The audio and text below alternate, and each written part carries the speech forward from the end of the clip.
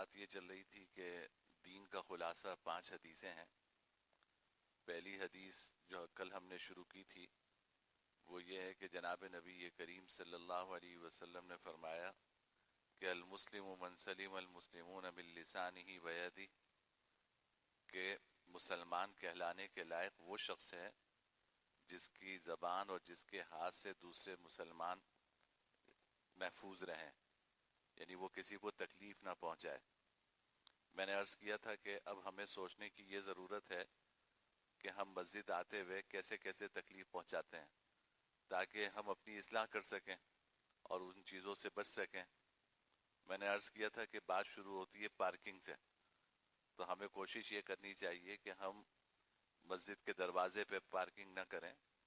اسی طرح جہاں موٹر سائیکل کھڑی ہوتی ہیں وہاں موٹر سائیکل کھڑی کریں، جہاں گاڑی کھڑی ہوتی ہیں وہاں گاڑیاں کھڑی کریں. آپ دیکھیں نا، اگر ہمارے سیدھے ہاتھ کی طرف گاڑیوں کی پارکنگ ہے، اگر اس میں ایک موٹر سائیکل بھی کسی نے کھڑی کر دی تو سمجھیے کہ ایک گاڑی کا راستہ روک لیا.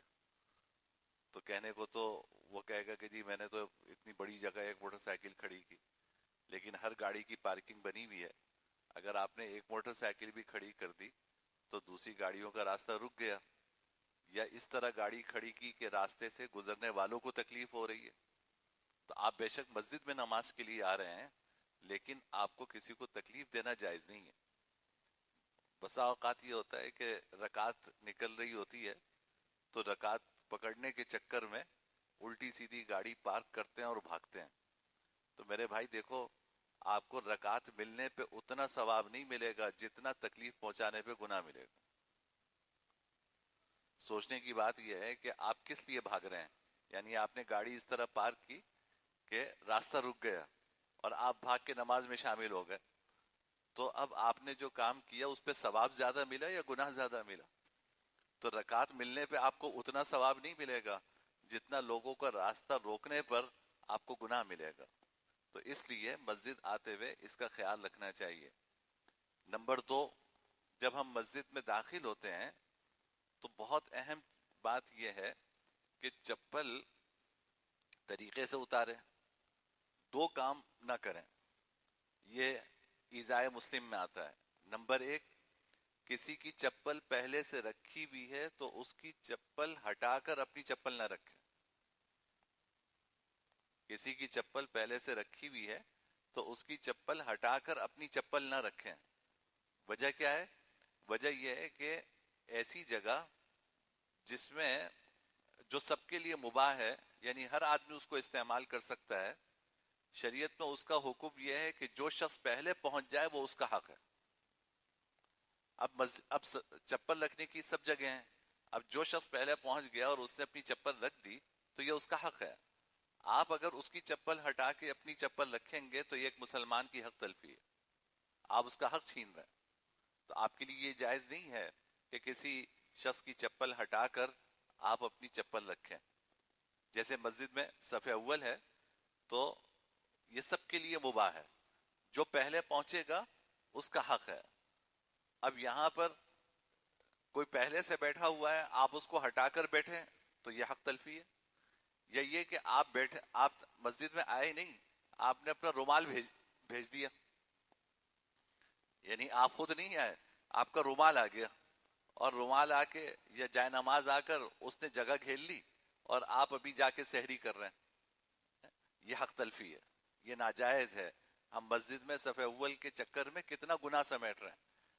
آپ کا حق اس وقت ہے جب آپ نماز کے لیے آ کے یہاں بیٹھیں، تو بس پھر یہ آپ کا حق ہے، کسی اور کے لیے آپ کو ہٹانے کی اجازت نہیں ہے. لیکن اگر ابھی آپ کو سحری کرنی ہے، آپ کو استنجا وغیرہ کرنا ہے، تو صرف جائے نماز رکھ کر یا رومال رکھ کر جگہ گھیرنا یہ درست نہیں ہے. چاہے وہ چھوٹا ہو یا بڑا ہو، جاہل ہو یا عالم ہو، اس میں کسی کو کوئی فوقیت حاصل نہیں. دوسرا کام چپل رکھتے ہوئے جس کا خیال رکھنا چاہیے وہ یہ کہ کسی کی چپل پہ چپل نہ رکھیں. مجھے بڑی تکلیف ہوتی ہے، میں دیکھتا ہوں اندر سے کڑتا ہوں، لیکن کہنا بھی مشکل ہے.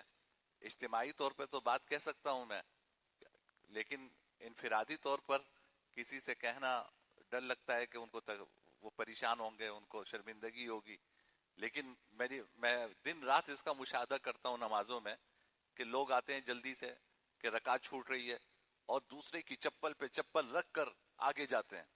آپ کو کس نے حق دیا کہ آپ کسی کی چپل پہ چپل رکھیں؟ کتنی گندی کی آپ نے اس کی چپل، جس کی چپل پہ چپل رکھ کر آپ آئے ہیں اس کے کتنی گندی کر دی اس کی چپل آپ نے. اس کو پہنتے ہوئے گھن آئے گی کہ دیکھو میری چپل کے ساتھ کیا حشر کیا. یہ ایک مسلمان کا کی حق تلفی ہے اور یہ کرنا گناہ کا کام ہے. میں عرض کر رہا ہوں کہ بھائی آپ کو نماز کے لیے آنا ذرا پہلے آ جائیں. رکعت پکڑنے کے چکر میں، رکعت بھی صرف رکوع ملنا چاہیے آپ کو. اگر پتا چلے کہ جی رکوع نکل گیا، پھر آپ مزے سے کھڑے ہوئے ہوں گے، سجدے میں امام ہے، سجدے میں شامل نہیں ہوتے. آستینے سے ہی ہو رہی ہیں، داڑھی کی کنگھی ہو رہی ہے، سب کچھ ہو رہا ہے، کیونکہ اصل تو رکوع تلاش کرنا تھا نا. وہ رکوع تو نکل گیا، رکعت تو پڑھنی پڑے گی، تو اب سجدے کی کیا ضرورت ہے. حالانکہ جس رکن میں امام کو پائیں اس رکن میں اس کے ساتھ شامل ہونا یہ ضروری ہے. یہ نہیں کہ رکوع میں صرف شامل ہونا ضروری ہے. سجدے میں پہنچے تو سجدے میں شامل ہو، قیام میں پہنچے تو قیام میں شامل ہو. تو اس جلدی آنے کے چکر میں دوسروں کی چپلوں پر چپل رکھ کر آنا یہ درست نہیں ہے. کوئی آدمی آپ دیکھیں، اسی ہمارے معاشرے کی کمزوری کی وجہ سے آپ دیکھتے ہوں گے کہ کوئی آدمی پالش کیا ہوا نیا جوتا پہن کے مسجد نہیں آتا. کیوں نہیں آتا مسجد؟ حالانکہ اللہ کے حضور حاضر ہو رہا ہے نا.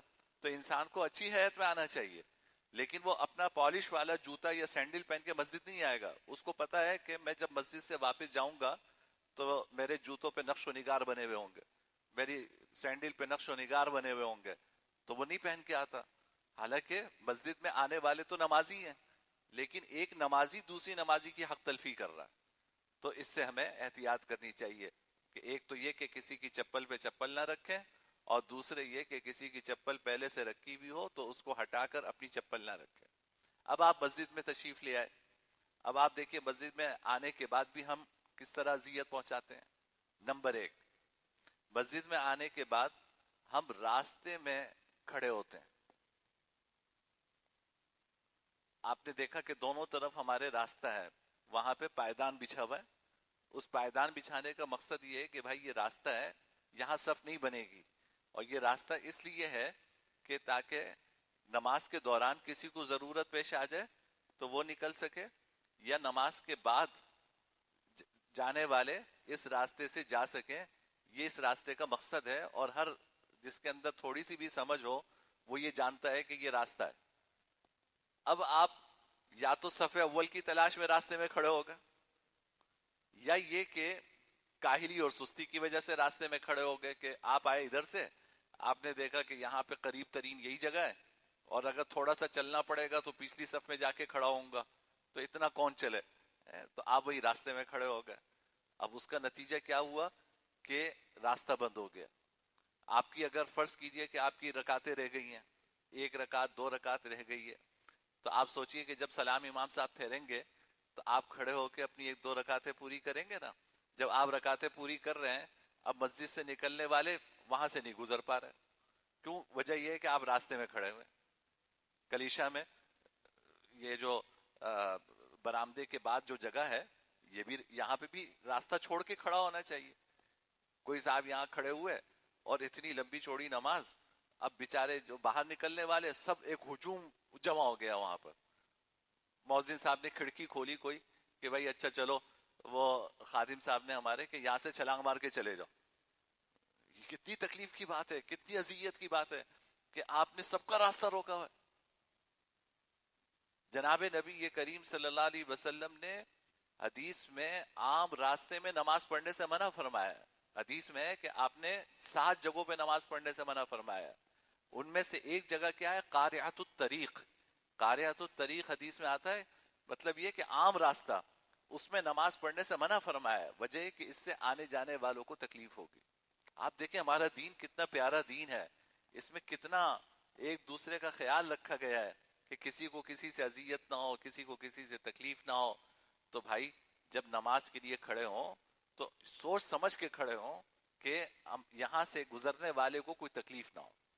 کرسی پہ نماز پڑھنے والے ہمارے بزرگ ہوتے ہیں، وہ بھی اس کا خیال رکھیں کہ وہ راستے میں اپنی کرسی نہ رکھیں.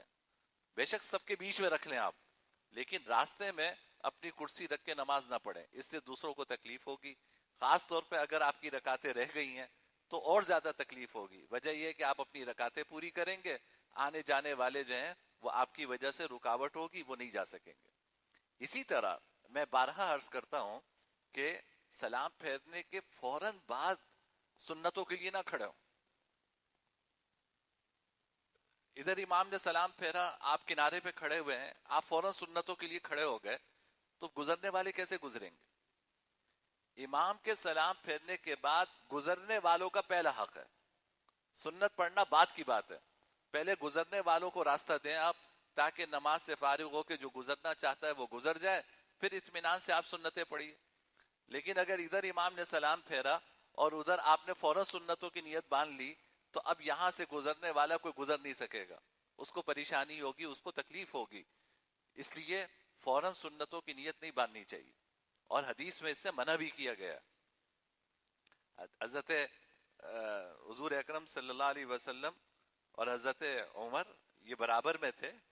ایک صاحب نے نماز پڑھی، نماز پڑھ کے، فرض نماز پڑھ کے وہ فوراً کھڑے ہو گئے، کھڑے ہونے لگے، حضرت عمر نے ہاتھ پکڑ کے بٹھایا، حضور کی موجودگی میں بٹھایا، حضرت عمر نے ہاتھ پکڑ کے فوراً بٹھایا اور کہا کہ اس سے منع کیا گیا ہے کہ سلام پھیرتے ہی فوراً نماز کے لیے کھڑے ہو جاؤ، بلکہ کچھ اذکار کر لو، دعا کرنا چاہتے ہو دعا کر لو، کچھ تسبیحات پڑھ لو، پھر اس کے بعد اسی جگہ، یا بہتر یہ کہ جگہ بدل کر انسان سنتیں پڑھے۔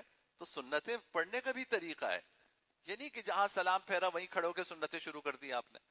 تو اتنا انتظار کرنا چاہیے کہ گزرنے والے گزر جائیں، آپ کی وجہ سے کسی کو پریشانی نہ ہو، تکلیف نہ ہو۔ پھر نماز پڑھنے میں بھی ہمیں اس کا خیال رکھنا چاہیے کہ اس طرح کھڑے ہوں کہ کسی کو تکلیف نہ ہو۔ بعض لوگ بہت اکڑ کر کھڑے ہوتے ہیں، یہ طبیعی عادت ہوتی ہے کہ اکڑ کر کھڑے ہوتے ہیں، ہاتھ باندھتے ہیں تو کوہنی بڑی سخت ہوتی ہے اور اس سے دوسروں کو لگتی ہے وہ کوہنی، یا سجدے میں جاتے ہیں تو اتنا بازو پھیلاتے ہیں کہ وہ کوہنیاں دوسرے کو لگتی ہیں۔ حدیث نے فرمایا کہ لینو مناکبکم، مشکات کی روایت ہے، لینو مناکبکم، اپنے کندھے نرم رکھا کرو۔ آپ دیکھیے کتنی معمولی سی بات ہے، لیکن حضور نے اس پہ بھی توجہ دلائی ہے کہ لینو مناکبکم، اپنے کندھے ہلکے نرم رکھا کرو۔ اب نرم رکھنے کا کیا مطلب ہے؟ حضرات محدثین نے اس کے دو مطلب بیان فرمائے۔ ایک مطلب اس کا یہ ہے کہ اگر تمہیں کوئی کندھے پہ ہاتھ لگا کے کہے کہ صف پوری کر لو تو اس کی بات مان لیا کرو، اکڑا نہ کرو۔ کہ اگر تمہیں کندھے پہ ہاتھ لگا کے کہہ رہا ہے کہ قریب آ جاؤ یا آگے صف میں جگہ ہے وہاں آ جاؤ، تو اکڑا مت کرو، ایک یہ مطلب ہے۔ دوسرا مطلب اس کا حضرات محدثین نے یہ بیان کیا کہ رکوع میں جاتے وقت، سجدے میں جاتے وقت اپنے کندھوں کو، ہاتھوں کو سخت نہ کیا کرو کہ جس سے برابر والے کو اذیت ہو، جس سے برابر والے کو تکلیف ہو۔ تو اس طرح نہ رکوع میں نہ کیا کرو، نہ اس طرح سجدہ کیا کرو، نہ اس طرح بیٹھا کرو کہ تمہارے بیٹھنے کی وجہ سے دوسرا آدمی آپ کی ران کے نیچے دب جائے، آپ اس طرح آپ بیٹھ رہے ہیں۔ تو بھائی یہ ساری چیزیں معمولی معمولی باتیں ہیں، لیکن اس کا خیال رکھنا چاہیے۔ ایک بزرگ ہیں یہاں پہ، مجھ سے ملے، اور وہ اتفاق ایسا ہے کہ وہ جب بھی نماز میں کھڑے ہوتے ہیں ان کے برابر میں ایسے ہی کوئی بزرگ کھڑے ہوتے تھے کہ وہ کوہنیاں لگتی تھی ان کو۔ تو مجھ سے کہا کہ جی آپ خدا کے واسطے سمجھائیں۔ میں نے کہا نہیں، دیکھیں میں انفرادی طور پہ کسی سے یہ نہیں کہوں گا کہ کوہنیاں نہ مارو، البتہ میں اجتماعی طور پہ کبھی موقع ہوگا تو میں یہ ذکر کر دوں گا، ہر آدمی اپنی اصلاح کر لے گا۔ انفرادی طور پہ کہنے میں یہ عنصر ہوتا ہے کہ دوسرا شخص شرمندہ ہوگا۔ تو اس لیے آج مجھے موقع ملا تو میں نے یہ عرض کر دیا کہ بھائی رکوع کرتے وقت، سجدے کرتے وقت، کھڑے ہوتے وقت اپنے ہاتھوں کو نا نرم رکھنا چاہیے۔ دیکھیں نماز نام ہے خشوع کا، نماز نام ہے خشوع کا۔ خشوع میں کیا ہوتا ہے؟ انسان اکڑتا نہیں ہے۔ خشوع کا مطلب کیا ہے؟ عاجزی۔ تو انسان عاجزی کے ساتھ کھڑا ہو، یہ مطلب نہیں ہے کہ اکڑ کے کھڑا ہو۔ اکڑ کے کھڑا ہونا یہ خشوع کے خلاف ہے۔ اللہ تعالی ہم سب کو ان باتوں پر عمل کرنے کی توفیق عطا فرمائے۔ وآخر دعوانا الحمدللہ رب العالمین، الحمدللہ رب العالمین والعاقبۃ للمتقین والصلاة والسلام علی سید الانبیاء والمرسلین۔ اللہم لک الحمد کما ینبغی لجلال وجہک وعظیم سلطانک، لا الہ الا اللہ الحلیم الکریم، سبحان اللہ رب السماوات السبع ورب العرش العظیم، اللہم انک عفو کریم تحب العفو فاعف عنا یا کریم، فاعف عنا یا کریم، فاعف عنا یا کریم، صلی اللہ تعالی علی خیر خلقی محمد وعلی آلہ